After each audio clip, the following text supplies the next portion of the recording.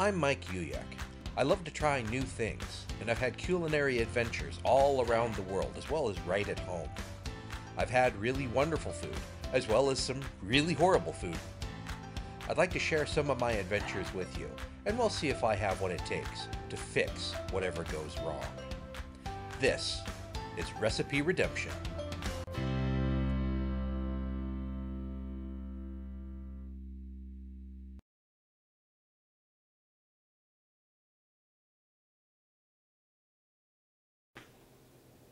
Hi everyone, Mike Uyak here for Recipe Redemption. I'm really excited today because while cruising the interwebs, I ran across this recipe from the 1970s for steamed pork buns.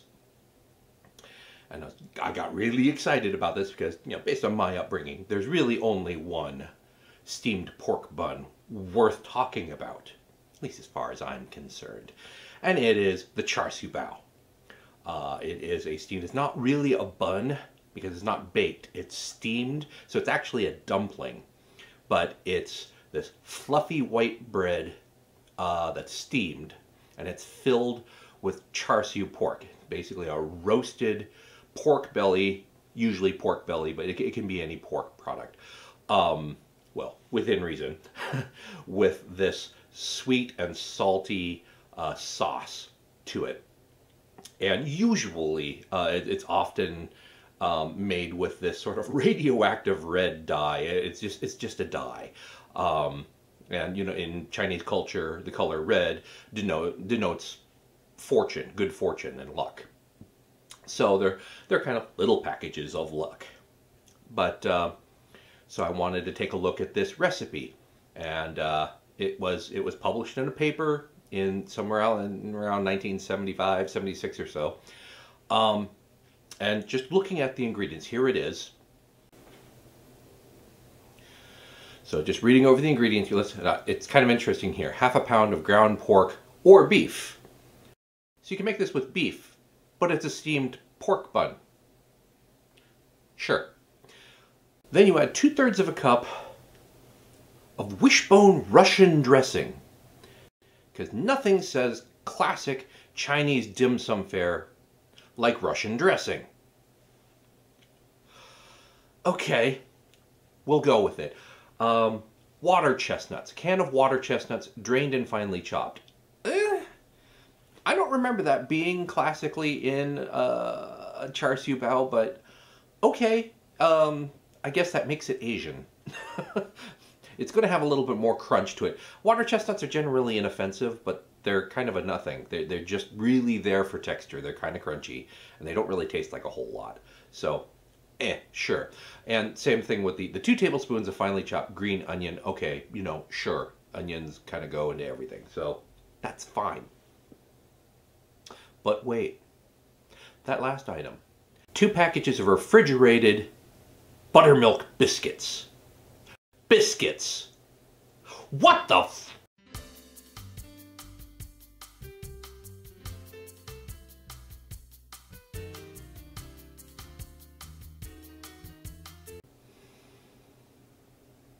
I'm calm. I'm calm. I think I see what's happened here.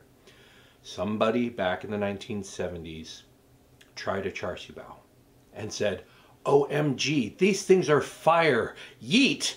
That's how they talked like back then, right? How to make some of these at home for myself. Somebody told them how they were made, and they said, that sounds like a lot of work, which it is. And it has ingredients that I don't really recognize, which it does, especially back in the 1970s.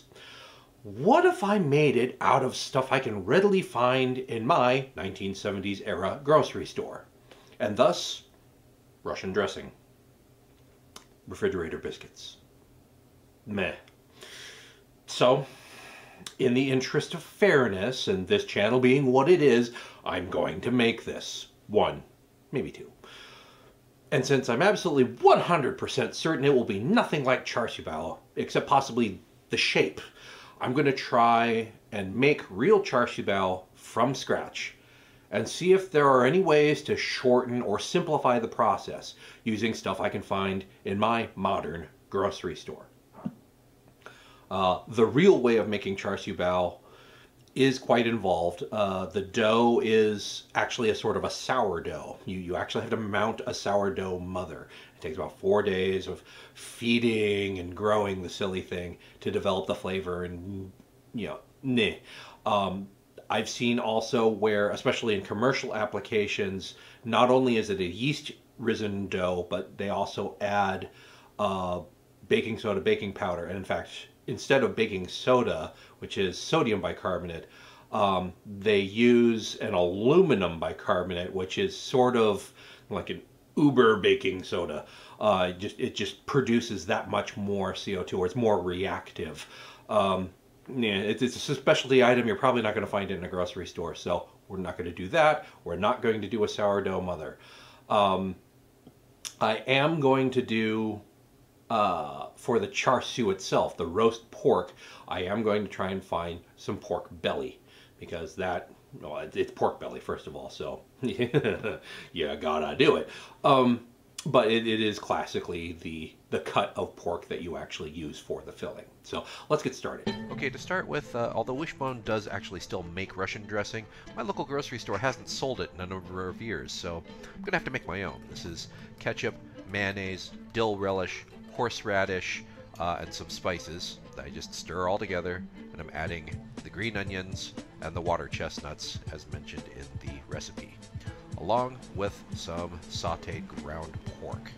And I'm reserving some of this off to the side, but mix all this together and yay, you have your filling. Next, the dough. Take half of a refrigerator biscuit and roll it into a circle, or a ball, and then press into a circle. And because this is a buttermilk biscuit, it doesn't really stretch, so you kind of have to press it out into a circle. A spoonful of the filling, and again, because this doesn't really stretch like the dough should, I can't really do the classic way of sealing this, so I'm just going to fold it in half, kind of seal it, and then take the corners up and sort of turn it into a four-pointed star, but a ball. Place this on my toaster oven rack with a little bit of water and then tinted with foil, and placed into the oven at 400 degrees for about 20 minutes, and it comes out looking something like this. So I have to say that the final product is a little disappointing looking. Not that I was expecting a whole lot. Here goes.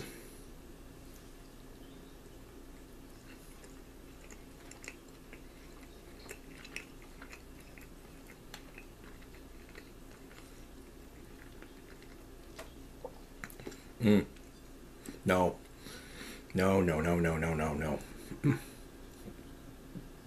That is all wrong. I mean, the flavor is...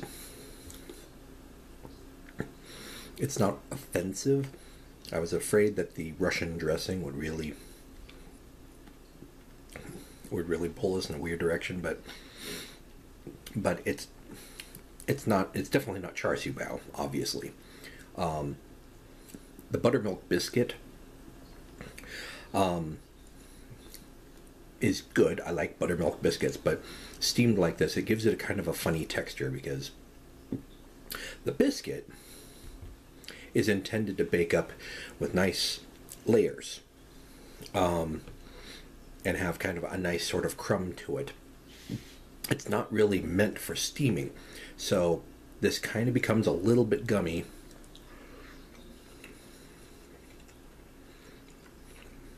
And it didn't seem to puff up the way that I had hoped. It doesn't get the same sort of oven spring that you would if you were to bake this at high temperature, like a biscuit is supposed to do. And sort of the layers of butter turning, the moisture turning to steam and puffing the biscuit up. Because you're steaming it, it only gets to, 230, 250 degrees maybe. And then as for the filling, it kind of becomes sort of neutral. Like I said, the Russian dressing, I thought it was going to be too strong. It actually becomes kind of a nothing. Though, the pickle relish I can still taste. which is really disconcerting. I think with a little bit of tweaking, we can take the traditional char siu bao recipe and tweak it a little so it can be done in one day. And in fact, just a couple of hours if you have all the ingredients together. Let's try that because we've got to be able to do better than this. Okay, so right off the bat, I want you to realize that I'm going to skim through a lot of this stuff because I don't want to leave you with the impression that I actually did this right. I did not. First, I couldn't find any actual pork belly, so I ended up with salt pork belly, and that's why I soaked it in water. And as it turns out, that wasn't enough to actually remove all the salt. So this was almost inedibly salty. But in any event, the basic idea is if you have actually gotten some pork belly, remove the skin from it, add hoisin sauce, bean paste, a little bit of rice wine vinegar and mirin cooking wine, seal, sort of massage to get it all mixed together, make sure everything's coated. Might be a good idea to actually remove the air from that and then marinate that overnight. Meantime, make some more of the char siu sauce with more of the hoisin, more of the bean paste, some honey, some soy sauce, some 5-spice powder. Mix that all together, if you can get it to mix, and then split it in two because you're going to use half of that for basting and half of that for mixing. After your 24 hours of marinating are done, place your pork belly onto a roasting pan, roast at 375 for about 20 minutes, then pull out and baste with some of your char siu sauce.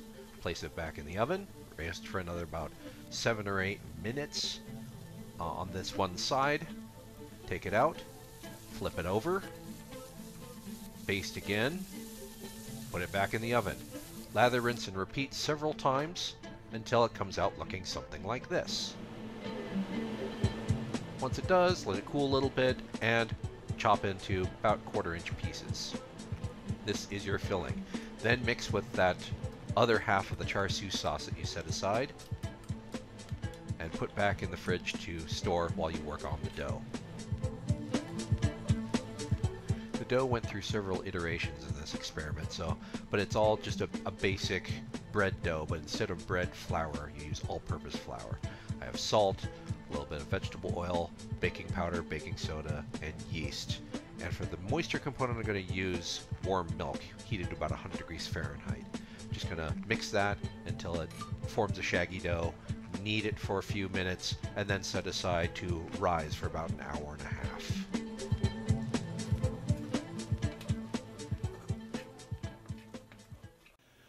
Okay, so the salt pork was a poor choice because I didn't soak it long enough and change out the water often enough to really leach out as much salt as I wanted to. So shame on me for being lazy.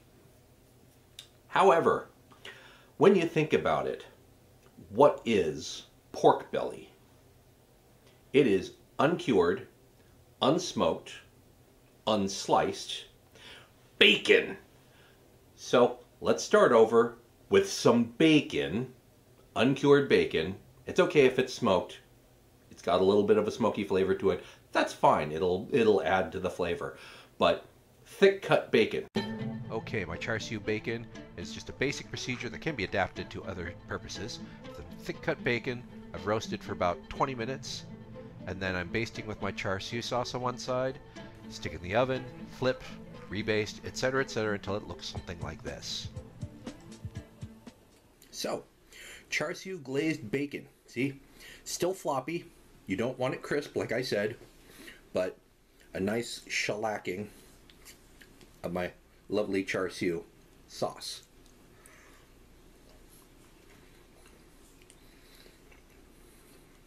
Oh, God.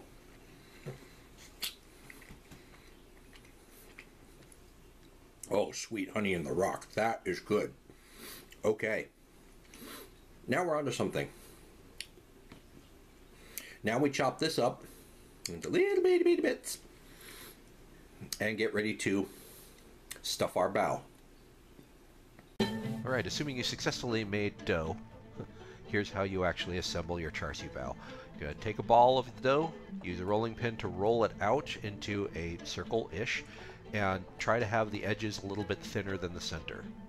But once you have your disc, put a spoonful of the filling in the center, and you want to put a little bit more than you think you're going to need. And then basically you sort of cup it in your hand and start pinching and crimping around the edges. And the goal is to have this really pretty spiral up at the top of the bun, and you may need to use your fingers to sort of shove the excess filling back down in the center. It needs to look prettier than this, but it takes some practice, so yeah. Place this onto a pre-cut piece of parchment paper. Ta-da! Place that on your steamer basket and place into the steamer. And steam for about 20 minutes. So, first things first, this is what a char siu bao should look like. Nice, white, fluffy, almost ethereal. The fresh, sweet taste and smell to it. The smell of the char siu pork comes through. Opens up and you have a lovely filling that just releases that porky, salty, sweet aroma into the air, and you can practically taste it. And the flavor?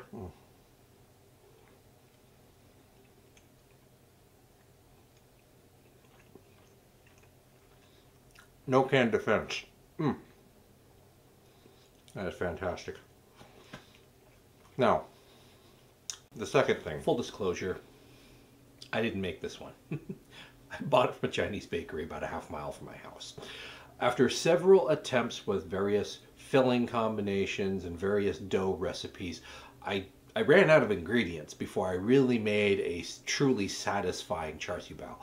And a lot of that has to do with my monkeying around with the classic recipe to make it quicker. Obviously, the old, long way of doing it produces the best end product. But based on my experiments, here's what you should do to make your own. Pork belly. Really, not truly any substitute for this, but if you absolutely can't get a hold of pork belly, browning some ground pork will work for this. It'll just have a slightly different texture. If you do end up with the salt pork belly, because that's all I could find in my grocery store, you need to soak it way, way more than I did. Several days, change the water out a couple, 2-3 times a day for several days. That should leach enough of the salt out that it won't be just inedible. The char siu glazed bacon didn't have the right texture for the char siu bao either. But that doesn't mean you shouldn't make it. Just make it as an hors d'oeuvre or breakfast.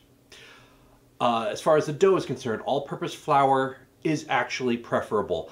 All my research that someone suggested that cake flour was what you should use, not really. You really do need some of that gluten to hold on to the CO2 that the yeast generates. So all-purpose flour has just enough gluten that it kind of forms that mesh and holds it in, but not so much that it becomes overly chewy.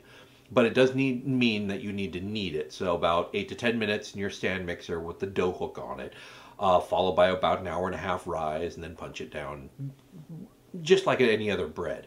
But 1 to 3, about a 1 to 3 ratio, give or take, of sugar to flour. It sounds like a lot, but you need the sugar to feed your yeast, to give the bao that fluffy texture, and also to give add sweetness to the final dumpling. The char siu bao, the dough is slightly sweet. Vegetable oil is necessary to add smoothness, and as far as the yeast, regular dry yeast is fine. Just don't forget to give it a little bit of a wake up by stirring it into about 100 Fahrenheit water and letting it sit for a few minutes before adding it to the dry ingredients. A little sprinkle of sugar in the water will help wake them up too when they realize there's something to eat. So that's what you should do. The sort of rolling and pinching method that I showed on the video, that's basically how you do it. If you don't feel confident doing that, the other way to do it is like I did with the biscuit dough, that just wasn't going to hold up to all that stretching, of basically fold the whole thing over in half like a taco, and then take the corners of the taco and fold that up toward the center, and basically have like a four-point pinch at the top. That works fine too. The sort of spiral pinching method produces a prettier product, but it's still going to go into your face. Let's be honest. Let's be totally honest here. You're still going to shove it in your face at the end. So if you don't care what it looks like, then just do what is necessary to get it into a ball. Don't fuss too much. So with that, I'd like to thank you for watching. And as always, if you have other recipes that you'd like me to check out and possibly redeem, please suggest them in the comment section below. Don't forget to subscribe, and I'll see you next time here on Recipe Redemption. Thanks for watching.